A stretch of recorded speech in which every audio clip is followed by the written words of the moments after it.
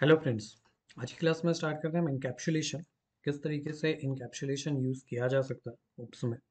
इसके पहले अभी हमने एब्स्ट्रैक्शन देखा था, देन पॉलीमॉर्फिज्म, देन इसके पहले हमने देखा था इनहेरिटेंस किस तरीके से ओप्स में परफॉर्म किया जा सकता है, right?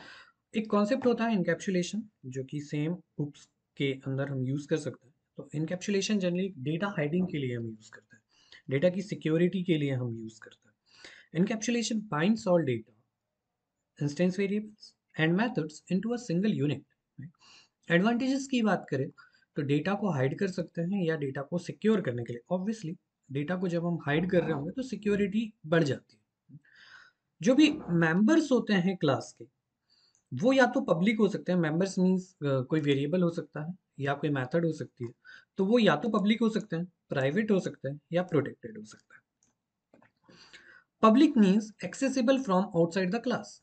ऐसे सारे मेंबर्स जो अभी तक हमने देखे, हम अभी तक पब्लिक वेरिएबल पब्लिक मेथड ही हमने क्रिएट करी थी जिसको हम किसी भी क्लास के आउटसाइड से भी उसे एक्सेस कर सकते थे।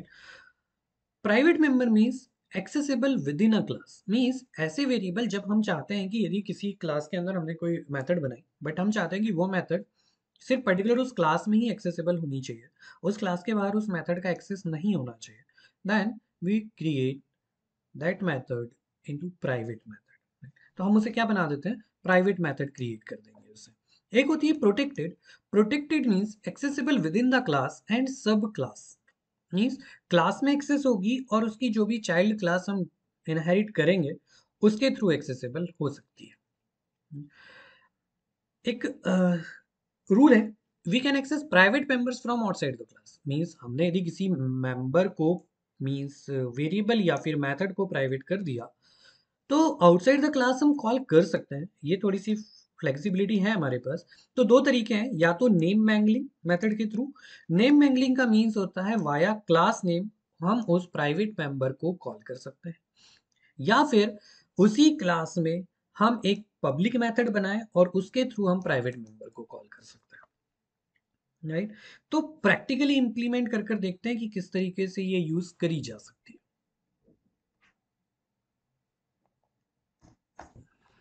ओके, हम एक क्लास बनाते हैं एग्जाम के नाम से। हमने एक क्लास बनाई, इसके अंदर हमने कुछ प्रैक्टिकल मार्क्स असाइन कर रखे हैं 20। ऐसी एक क्लास ऑब्जेक्ट बना लेते हैं, क्लास वेरिएबल बना लिया। इसके अंदर एक कंस्ट्रक्टर बना लेते हैं।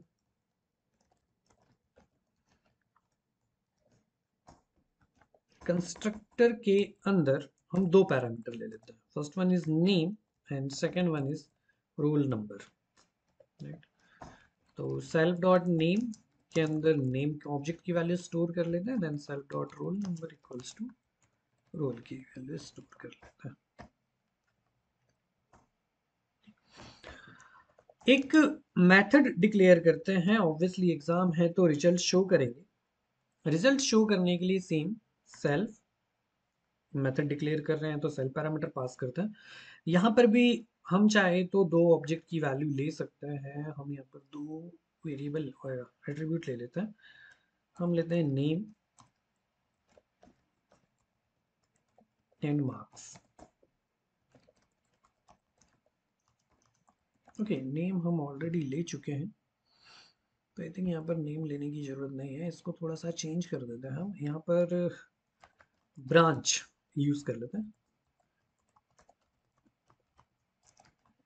ये ब्रांच और रोल नंबर हो गया। रिजल्ट शो करते समय name and self dot marks, तो इसमें वैल्यू मार्क्स की ये मार्क में स्टोर कर लेते हैं, राइट। तो दो वैल्यू हमने स्टोर कर ली यहाँ पर। ओके, तो self dot marks and self dot name की वैल्यू आ गई। अब एक दूसरी क्लास बनाते हैं पेमेंट के नाम से। इसके अंदर भी एक कंस्ट्रक्टर बना लेते हैं।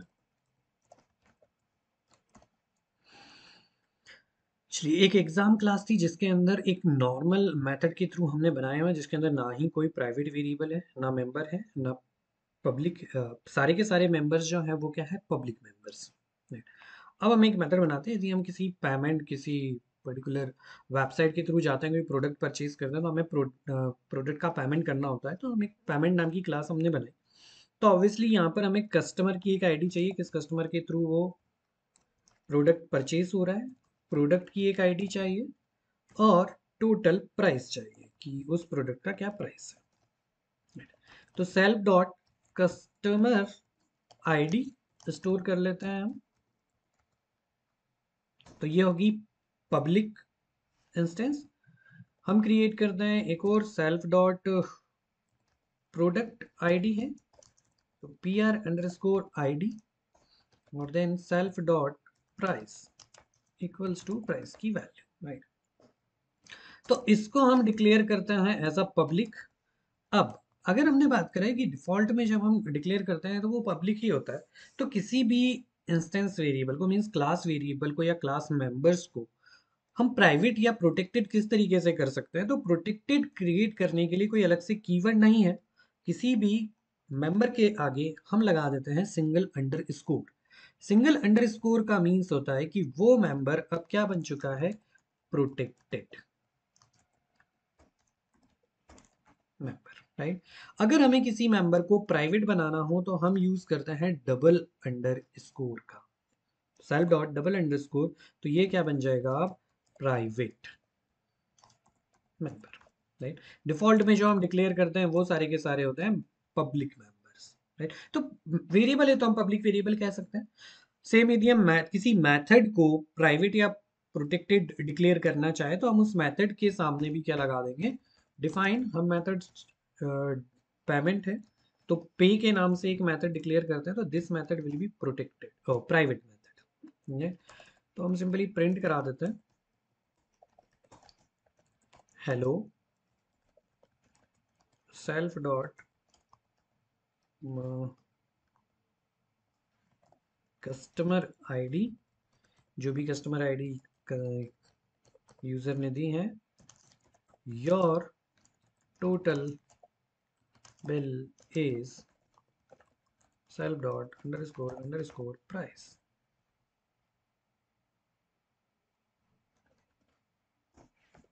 तो ये पे नाम से हमने एक मेथड बना ली, जो कि क्या है, प्राइवेट मेथड है।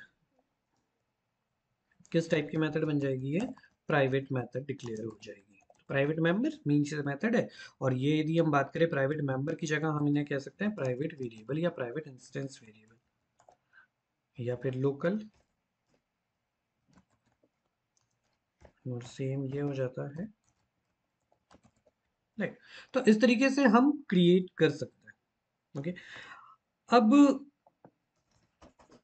हम सिंपली यदि एक ऑब्जेक्ट बनाते हैं, जॉन हमने एक ऑब्जेक्ट बनाया क्लास ऑफ पेमेंट, उसे पेमेंट करनी थी, तो उसने पेमेंट क्लास का एक ऑब्जेक्ट डिक्लेयर करा।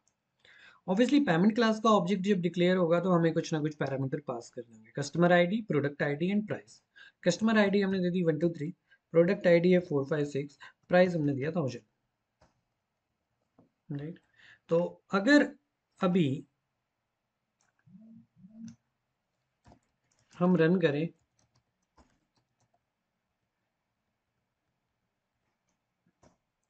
तो आउटपुट में कुछ नहीं आएगा, क्योंकि हमने कंस्ट्रक्टर कॉल हुआ ऑब्वियसली, बट कंस्ट्रक्टर ने कुछ भी एग्जीक्यूशन नहीं करा हुआ है, राइट। अगर अब हम कॉल करना चाहे किसको, पे मेथड को, तो किस तरीके से करेंगे, तो जॉन डॉट अंडर स्कोर पे नाम की मेथड को कॉल करना है, ठीक है भैया, कर लेते हैं पे नाम की मेथड को कॉल। तो यहाँ पर क्या कहेगा, payment object has no attribute pay, means payment class का ऑब्जेक्ट बना है बट उसके अंदर पे नाम की मेथड नहीं है। तो अब इस मेथड को किस तरीके से कॉल कर सकते हैं, हम किस तरीके से यूज कर सकते हैं, राइट। तो इसके लिए हमने दो तरीके देखे थे। We can access private members from outside the class, या तो नेम मैंगलिंग के थ्रू हम कॉल कर सकते हैं। नेम मैंगलिंग का मतलब हमें उसकी क्लास का नेम देना है, क्लास का नेम इज पेमेंट, और नेम मैंगलिंग में हम लगाते हैं उसके आगे अंडर स्कोर।